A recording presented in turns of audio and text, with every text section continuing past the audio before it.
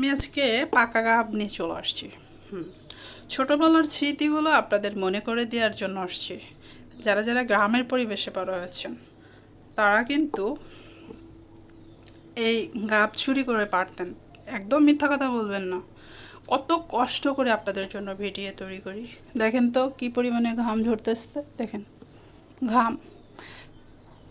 Current বন্ধ করে, fan tan বন্ধ করে, ঠিক আছে, ভিডিওর ভয়েস দিতে হয়, না হলে শো শো শব্দ হয়। যাই হোক, এই গাবগুলো কালকে আমি কিনে নিয়ে আসছি, 10 টাকা করে পেয়েছি পাকা গাব, ঠিক আছে।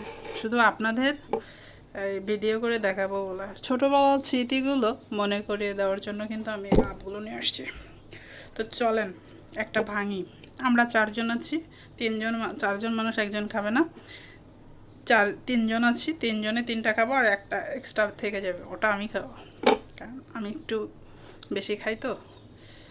বিসমিল্লাহ।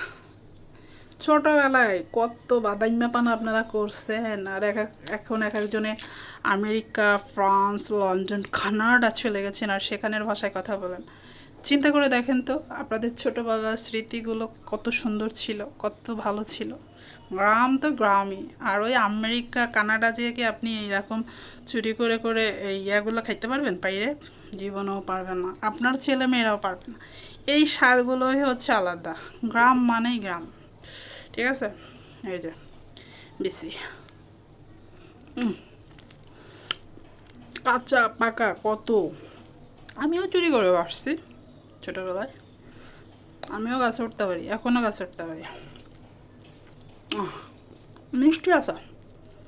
এগুলো আসলে অরিজিনাল পাকা গাব না, এগুলো হচ্ছে আপনার কাঁচা গাবরে পেড়ে তারপরে হচ্ছে জাগ দিয়ে পাকাইছে।